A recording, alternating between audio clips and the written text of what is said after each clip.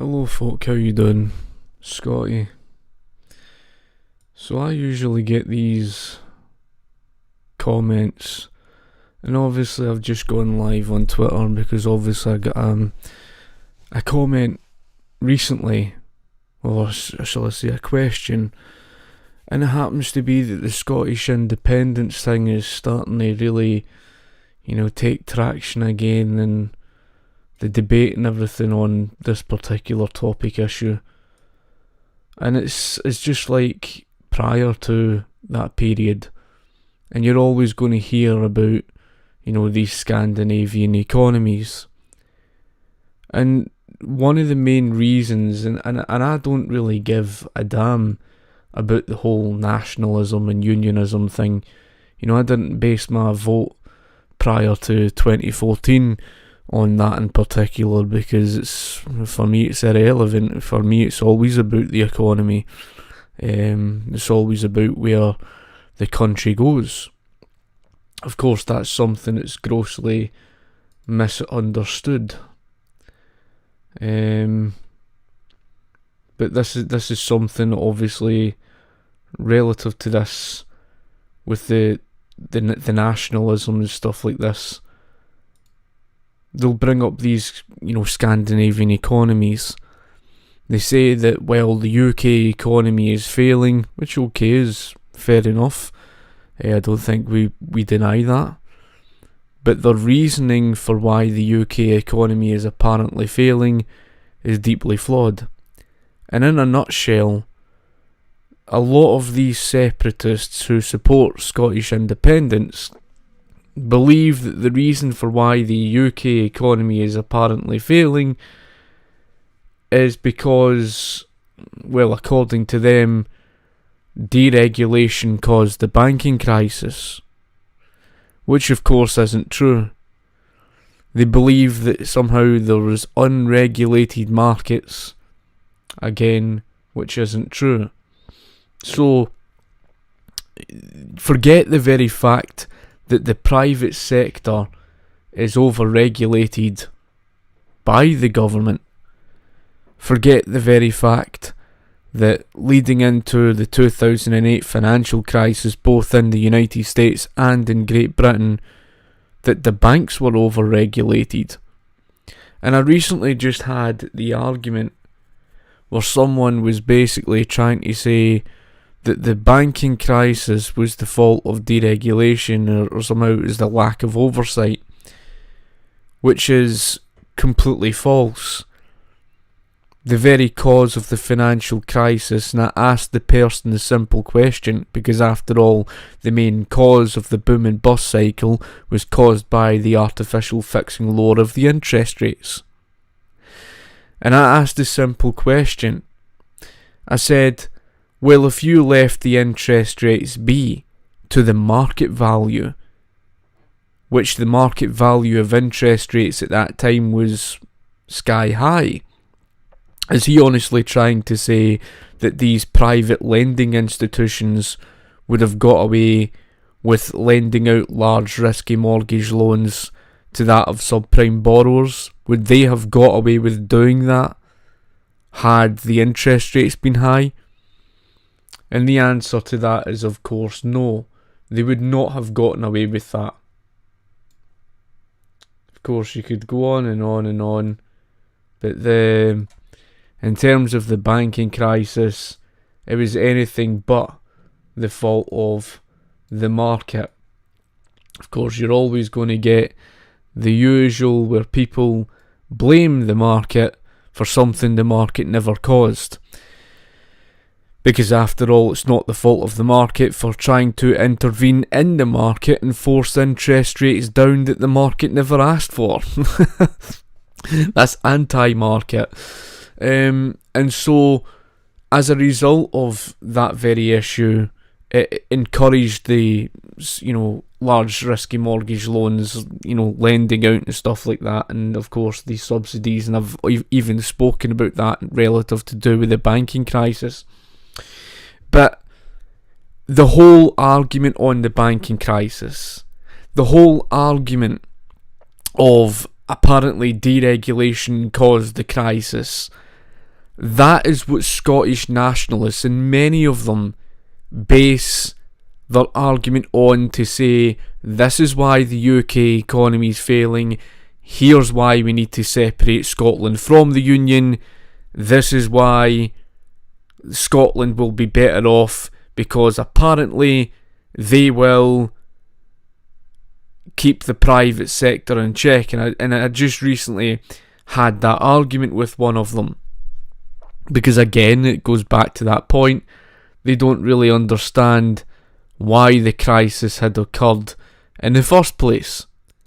They think it's somehow the lack of government oversight is the point that I'm addressing.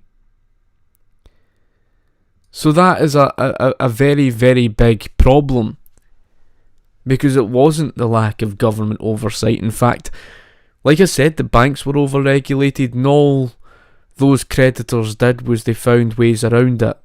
So in other words, they found ways around the regulation by, setting up offshore accounts. That's exactly what they did. But it's a false claim to say the unregulated markets caused the crisis. So now we go on about this to do with, the difference between the UK economy and that to do with the Scandinavian economies. Now, Scottish nationalists made it very clear that they utterly despise Thatcher, and all you ever hear and everything they speak of is Tory this and Tory that and Tory this and Tory that and Tory this and Tory that and Tory this and Tory that. Tory, Tory, Tory, Tory, Tory, Tory, Tory. That's all they ever mention. Right? Everything's the Tories' fault. Have you ever heard these people, going on, oh, it's the Labour Party's fault? You ever heard that? You ever heard that from these people? Why is it always the Tories? The Tory, Tory, Tory, Tory. They never mention anything about the Labour Party. Right? There's never any mention of that. Of course, now you could of course speak about a very different time period when, prior to the likes of Thatcher, the economy was on its arse. But that's going on to a whole other topic issue. But the point being is the fact that these people go on about Tories, Tories, Tories, Tories, and they say that deregulation caused the banking crisis. Even although that isn't true. But, and I'm not saying that, the Conservative government was somehow not to blame for specific issues, like bailing the banks out, which was wrong. But what they are accusing the Tories of is for the wrong things. They're basically saying, well, the deregulation and all the rest of this nonsense. Right. So, you understand the very point that where they base the argument for Scottish independence on is just based on their flawed view, and the reason for why Scandinavian countries contradict them is because Scandinavian economies are more Thatcherite than what Thatcher ever was. That's quite funny. It is quite amusing. It kind of reminds me, it was just a post the other day as I seen on Twitter, and it was to do with the coal mines opening, and you will remember these same socialists running around saying how evil Thatcher was. Ding dong, the evil witch is dead. Ding dong, the evil witch is dead. Ding dong, the evil witch is dead. They're out there celebrating on George Square. It's like, how evil Thatcher was. She closed down the pits. She destroyed, people's livelihoods. How evil she was for closing down all the coal mines, etc. Well, the reality was, it wasn't such that she closed them.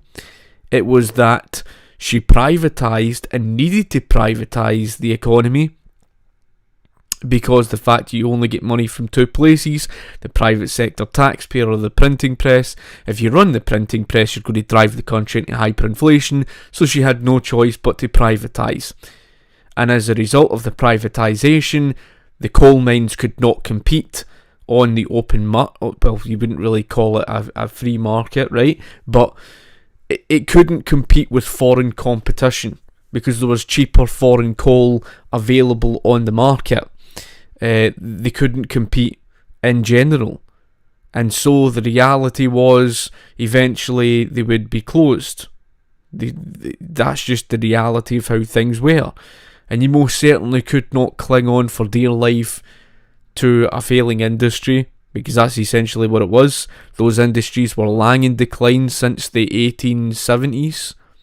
Right, so, and plus the fact government's intervention would of course play its role of what created problems, etc. But even still, the industry was long in decline, it was never going to survive, and yet people today, these same socialists, are now saying how terrible it is that a coal mine, that they're even thinking about opening a coal mine in Britain today. But it shows their contradiction. And it's just like the contradiction where they say, well, deregulation destroyed the economy, it wreaked havoc on the market, it wreaked havoc on the economy, and therefore this is what happens when you leave the market be, even although the market wasn't left be. And the result of that was, apparently, according to them, that as a result of leaving the market be, this is what caused the banking crisis. And again, I could repeat that over and over, but it wasn't. So, when you talk about Scandinavian countries, they are not what they think they are, right? And it reminds me of Bernie Sanders when he came out and he tried to call them socialist countries. Now, don't get me wrong, there's no denying the very fact that these countries have generous welfare states. That doesn't necessarily make it a socialist country, though. There's no denying the very fact that they have the higher tax rates. We understand that they have the higher tax rates, but is that the reason for why their economies are faring better off to an extent compared to the United Kingdom? And the answer's no. So what it proves to you is that these people grossly must misunderstand what the Scandinavian economies are. It proves that they really don't understand what those countries are, right? They don't really understand that the very issue with the countries, that the very issue with those countries is that their higher tax rates is what's harming them, right? I've repeated it over and over, and I've stated that you take, for example, Norway, and it's relative to prices because that's what prices convey. Prices convey that there's, a shortage when you see higher prices. Of course, we do understand that as a result of recent inflation, it can create price distortions, and that's a whole other story. But relative to just, the natural prices, even if you took away inflation, the natural prices of goods and services in those countries are sky high. And the reason for why that is because they've got a severe lack of productivity. And no economy is sustainable in the long term as a result of that. None are. You're not going to have a sustainable economy if you severely lack productivity and you're so heavily dependent upon scarce natural resources. It's not going to happen. Okay? That's not going to happen. And therefore, take Norway for example. As a direct consequence of the high taxes, Kongsberg Automotive only has 5% of their workforce left in Norway because most of them are working abroad in countries like China, the United States or Mexico. And the reason for why that is because of the higher tax rates they cannot afford to produce in their own home country. So they severely lack productivity. So you might then say, well, okay then, so why have they got a high GDP then? Well, the answer's simple. Because Norway was getting their high GDP off the back of the energy sector. They were the 5th largest oil exporter in Western Europe. So in other words, where they get their high GDP from is through abusing a natural resource. That does not make you an efficient economy. It doesn't. An efficient economy is like Singapore or Hong Kong. Both of them had practically no natural resources. Both of them had strong economic business freedom. They were strongly free market. And these people seem to think that just because government owned the housing or something, as if to say that's what grows an economy. It's not. It's not as simple as just saying, oh look, standards of living. What's that got to do with it? Nothing. The standards of living improve because there's the ability for market freedom to produce, to increase productivity, to have healthy competition that improves people's living standards, which is why the freest economies are the most successful. And it just happened to be that off the back of practically no natural resources, extremely low levels of government regulation, countries like Hong Kong and Singapore grew to become the 2 richest cities in the world at one point. Yet, you look at these Scandinavian countries, and they severely lack productivity in their domestic economy, yet a country like Norway sat and abused North Sea oil for the past 6 to 7 decades. Which is not the sign of a efficient economy. And so you talk about not just the direct consequence of having a severe lack of productivity. That then tells you that a lot of people are not working, and that's the truth. So it's all well saying, well, they've got generous welfare. Yeah, very good. They've got generous welfare. But how long is that going to last? It doesn't last forever. Saying that, oh well, they've got generous welfare, yeah, very good. But there's just one problem there. And the problem is, a lot of those people are living off the back yet, free riding, because they're not working.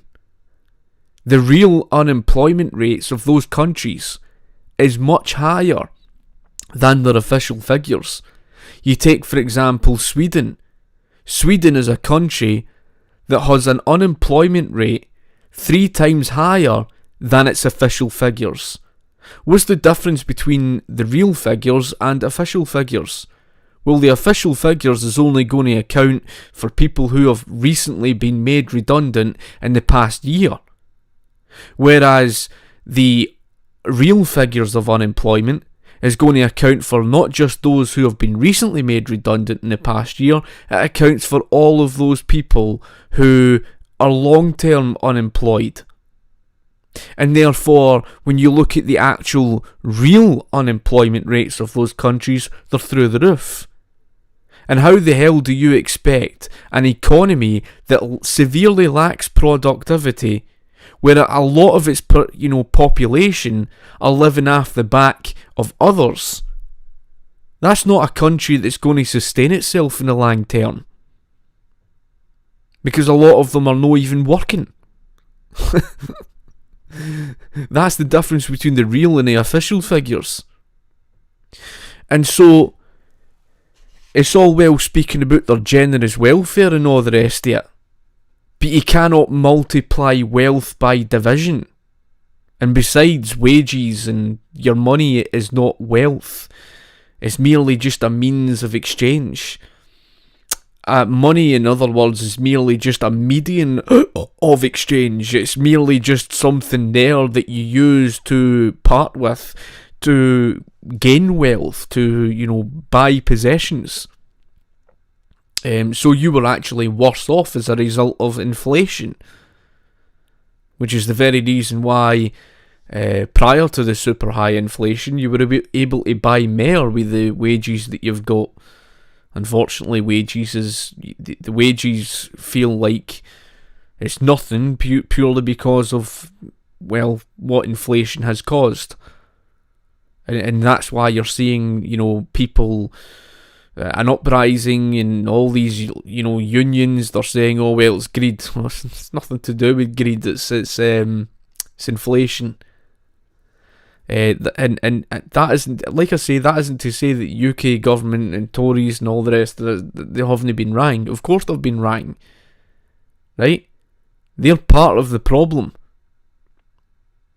The governments we've had have been a very large part of the problem. But saying that Scotland separating from the British Union is just magically going to make that problem just magically disappear is simply false. Because what these people are arguing is, what these people are basically saying to you is, they're saying that the reason for why the UK economy is in that mess is because of deregulation. No, it's not. The private sector's all regulated. And so, like I say, is relative to what someone recently just says to me, he says, well, we need to keep the private sector in check. He lives in a state of denial that the fact that the likes of Singapore and Hong Kong grew because of economic freedom. They didn't grow because, oh look, here's a government-owned, publicly run company. They didn't grow because, oh look, here's government ownership of housing. That's not why they grew. They grew their economy because they had the freedom to do business, to produce and exchange. That's why their economy grew. That's where growth stems from. From being productive. And when I mean productive, I don't mean like the Soviet Union, where you mass produce goods that end up as waste. What I mean by being productive is being efficient. Using the fewest resources whilst maximising output. Meaning that goods that are produced actually meet the demands and tastes of the consumer. That's being productive. Being productive is called being efficient. Being productive is called increasing the standards of living and catering to the demands of the consumer. And that is where public ownership fails. Nobody in defence of public ownership can turn around and say to me otherwise, because they cannot defend the position that when you nationalise something into the hands of public ownership, which is basically government ownership, what does it entail? Well, what do you think you saw with the NHS? You saw government price controls. And the moment that you fix prices and destroy the information of market-driven price signals, you've no longer get the information of profits and losses, and therefore it is impossible for you to run anything in the public sector efficiently, because you're faced with the economic calculation problem. You've not got the information of market-driven price signals that are important pieces of information that convey what to produce more of and stop producing, what resources to use and where to allocate them and where to stop allocating, or what to invest and stop investing in, etc., etc., and how resources are transported or the most efficient methods of production. If you don't hold the information of profits and losses, you can forget about that.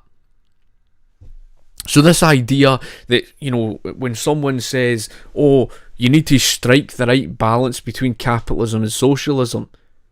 Now, some of these people admit that socialism by itself doesn't work. So how then do they draw to the logical conclusion that by striking the right balance between capitalism and socialism, that would somehow make socialism work? That is so clearly evident that these people do not understand basic economics. They do not understand the fact that you cannot make socialism work because it's a central planning problem. Even on the smallest of scale, take the NHS as an example. as a direct consequence of removing profits and losses through the so-called free at the point of use, you've been faced with this mismanagement problem. And that's not going to magically disappear, no matter who you put in there as management, no matter how you try to restructure the management. The main fault of the NHS is it doesn't have price fluctuation. And I don't even think these people even begin to understand the importance of price fluctuation. They've never touched an economics textbook in their life. They don't understand why profits and losses are two of the most important pieces of information to operate an economy efficiently. If you don't have price fluctuation, which by the way is driven by consumer demand, if you don't allow market-driven prices to convey price signal information from consumers' demand, if you don't allow that, then how the hell do you know the consumer's needs and wants? You don't. And that goes on to the very issue relative to do with the argument they speak about, striking the right balance and having all these public services, etc.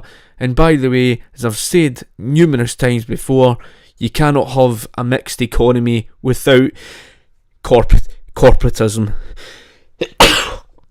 So, and that's a big problem with a mixed economy. So if you're quite happy with corporatism, and I would imagine that those who defend this mixed economy are people who currently run business and personally benefit from corporatism, in other words, economic fascism, then of course they would come out and defend that system. But I'm not. I'm a supporter of capitalism. So I support dismantling corporatism, and the only way that you can do that is through a free market economy. The reason why corporatism thrives and exists, the reason why monopolies and oligopolies and cartels came around was because of government's interference in the market, and American history could not have been clearer of that. As I touched upon numerous times before, the myth of the robber barons, the likes of Rockefeller, Cornelius Vanderbilt, etc., they never held monopolies. And the antitrust law legislation at that time, the Sherman Antitrust Act of 1890, was not brought in to break up monopolies. They claimed that it was. They claimed that that was the reason. They claimed that these antitrust laws and that government's intervention was there to save us all from, all these monopolies, etc. But that was false. In fact, the truth was, it was the likes of Rockefeller and Cornelius Vanderbilt and his ilk, those giant trusts, it was the likes of them who were benefiting the consumer the most. So then, who was it that lobbied Congress in the United States for special interest favours?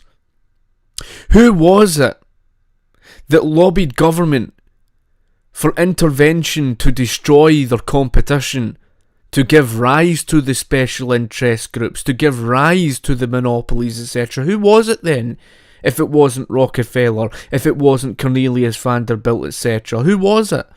The answer's simple. It was the very small business people, the small farmers, etc. The small business people who were charging consumers at a higher rate, shafting the consumer. They knew they could not compete with the likes of Rockefeller and the likes of Cornelius Vanderbilt. So what did they do? They lobbied Congress for special interest favours to beat out their competition, and they did exactly that. And ever since that time period, you've seen the consumer price index go in the opposite direction. Between 1840 to 1900 in the United States, you saw deflation.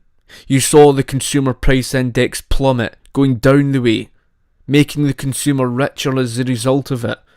Isn't it so convenient that along comes all the government intervention, and then by 1911, they break up these so-called giant trusts, And then all of a sudden, the oil industry, etc., all go in the opposite direction, where consumer prices start soaring out of control. That is because it was designed on purpose. That was no accident. And then you saw the rise of the Federal Reserve, you saw the rise of all this, rife corporatism that you see today. And it's the exact same in Great Britain. You're living under a corporatist system and your entire private sector is overregulated. And what people have got wrong about corporatism, they think corporatism means that in other words, they think corporatism stems from a lack of government regulation, which is the opposite way around. It doesn't. It's actually the government's regulation setting down barriers to entry into the market that gives rise to corporatism, that gives rise to the special interest groups. Because it's the special interest groups that lobby government for more government regulation to stamp out the competition of the smaller business people. It's the very reason why they've got to the position that they have.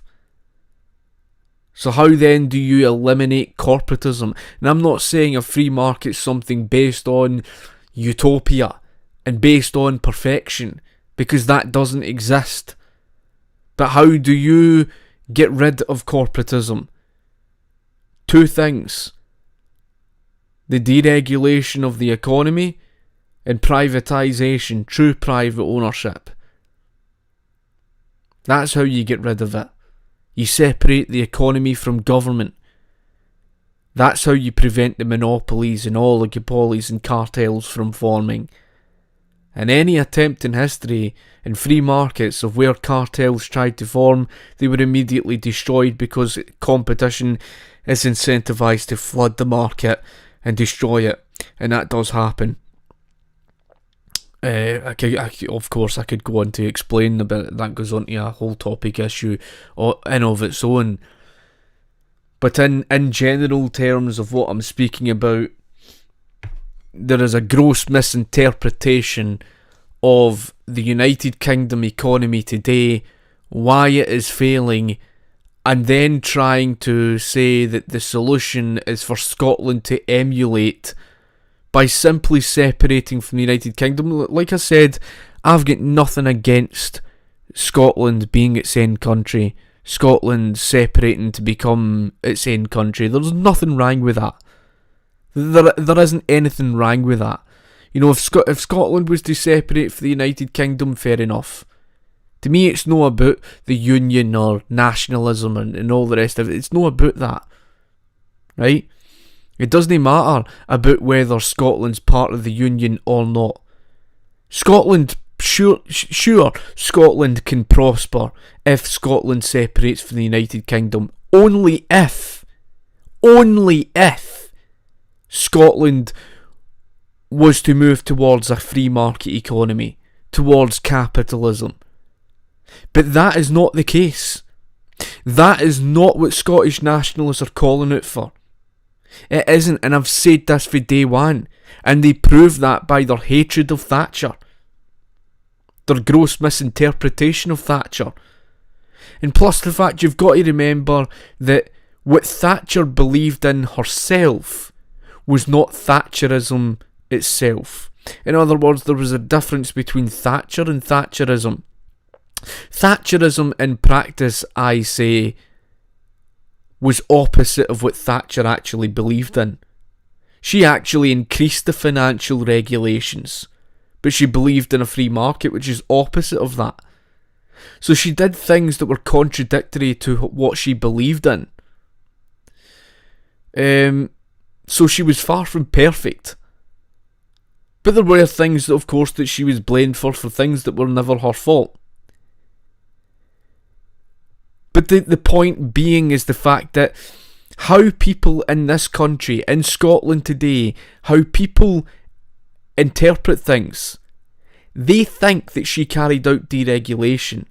And they think that Thatcher's so-called deregulation led to the banking crisis, which wasn't the case. And as I've touched upon numerous times before, and even touched upon, mentioned by Daniel Hannan, that between 2001 to 2012, the Financial Services Authority, who were your UK banking regulator, controlled the UK banking regulations,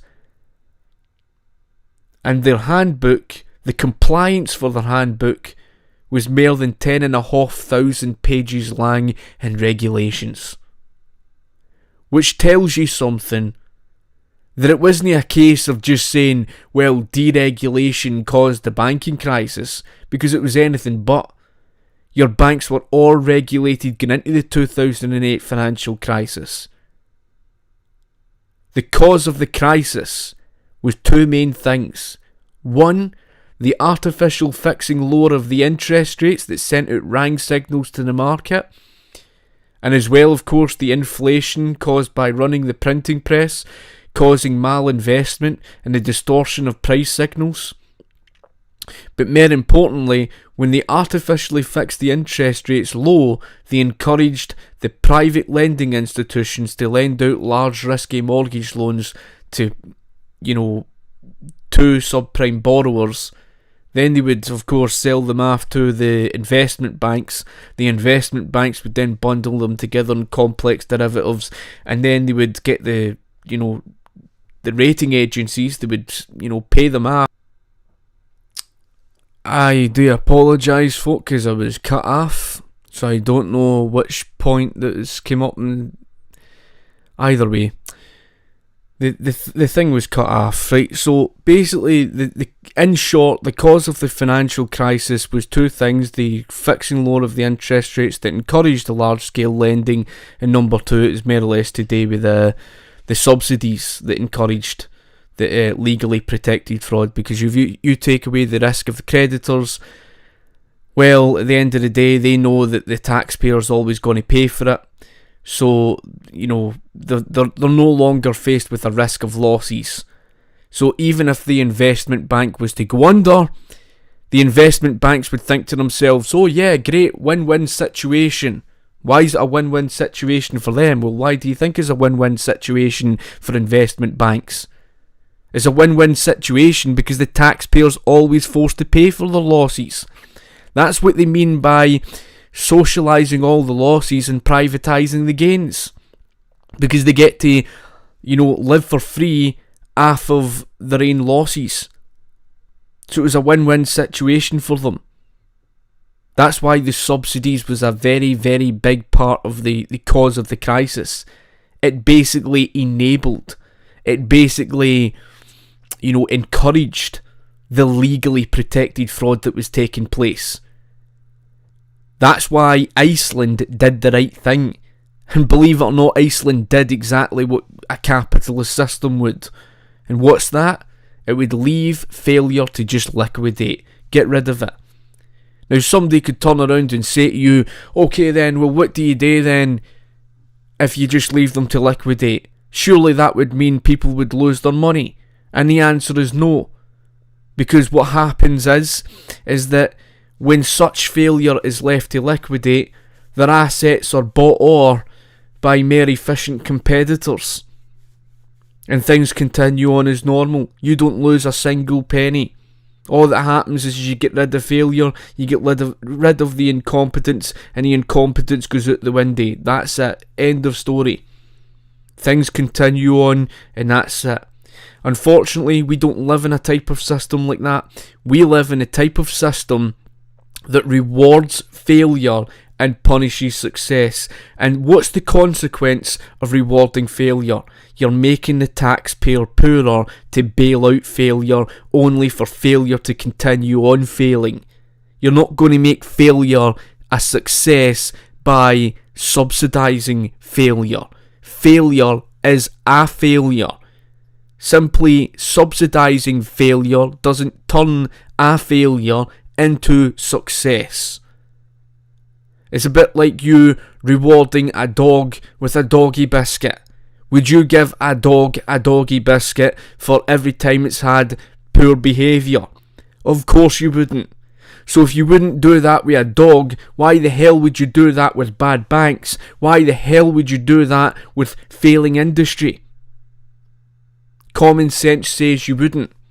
And that then correlates, because it's the same thing, that then correlates to what I've touched upon before, that hundreds and hundreds of private companies in the United States of America in the 19th century, during the Industrial Revolution, hundreds of private companies that took on the internal improvements, which was basically the corporate subsidies, all of them would face bankruptcy.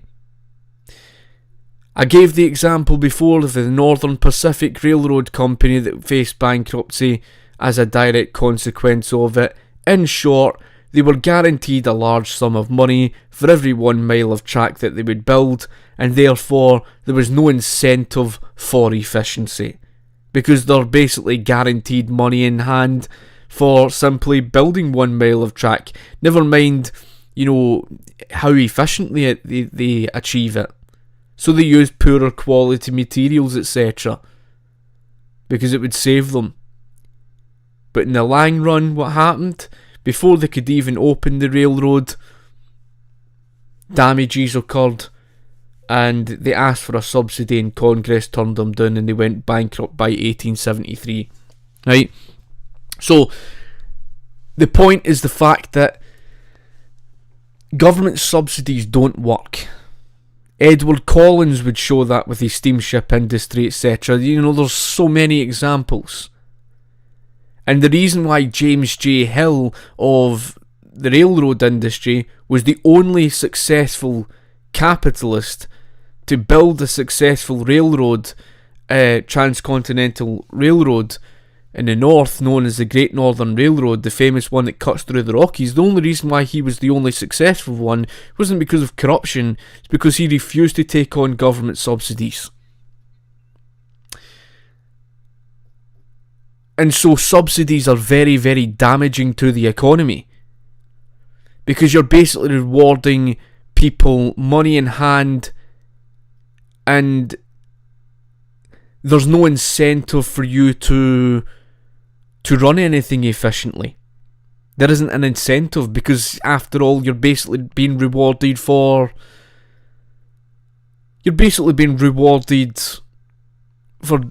basically during the job. You're being rewarded regardless of how you do it. And that's not how things should operate. Instead, how things should operate is the fact that you should be rewarded for how well you do a job. Not for simply, just rewarding regardless of such an issue. And it destroys the incentive for efficiency, and that's essentially what happened, and history proves that.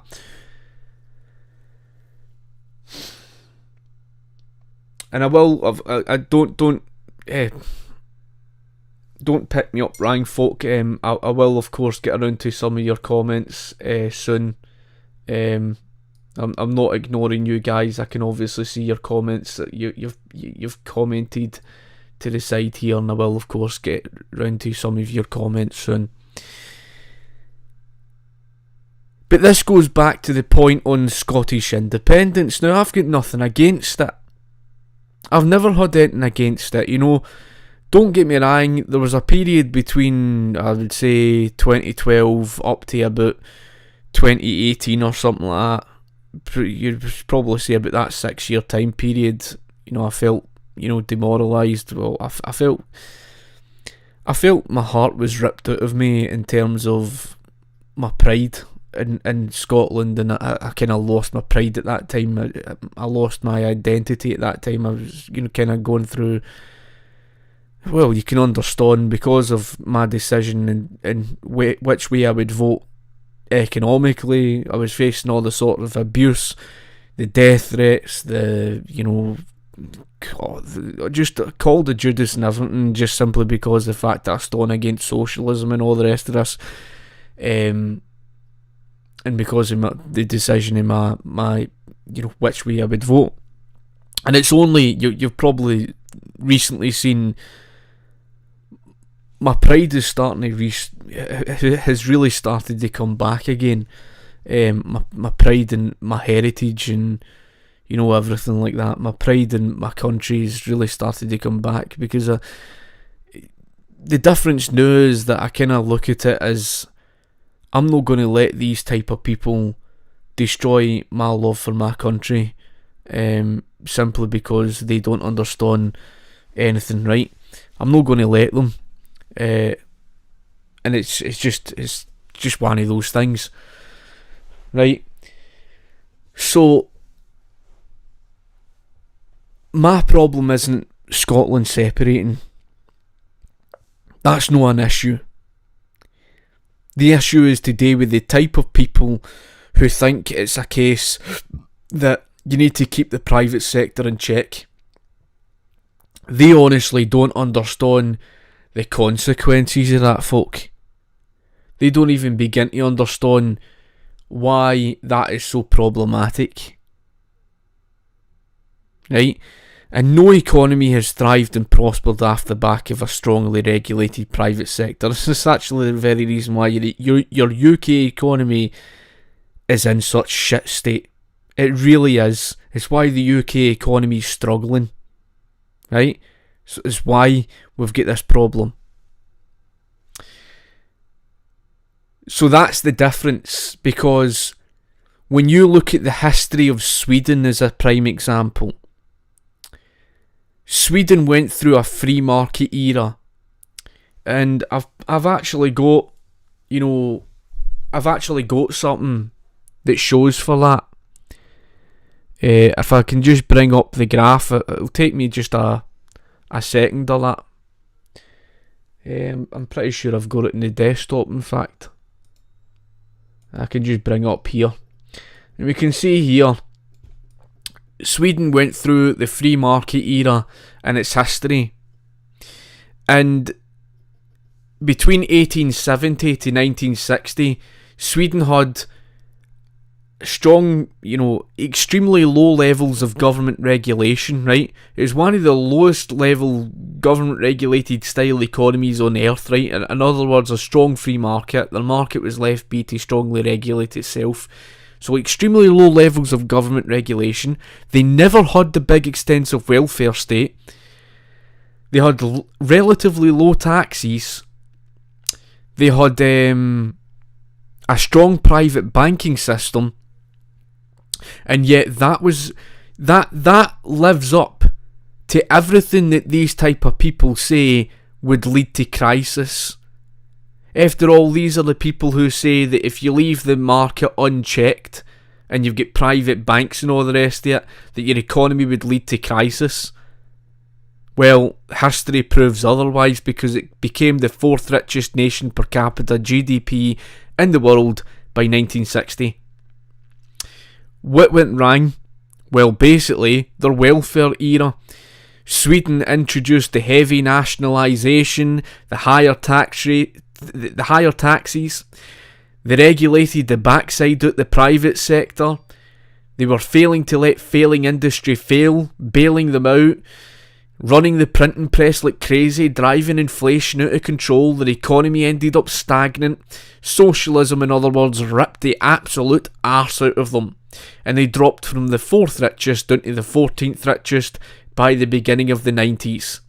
And in 1993, Sweden did what?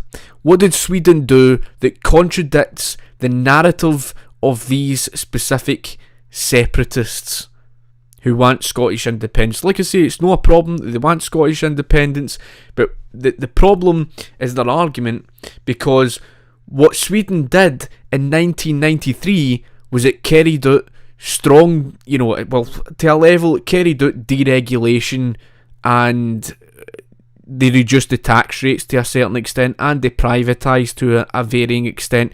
They even moved, I'm sure it was their social security, over to the private sector. So what they do is they encourage people to save their own pension, but at the same time they've got like, sort of like a balance where it's like a safety net and stuff like that. So, in other words, Sweden freed up its market after 1993.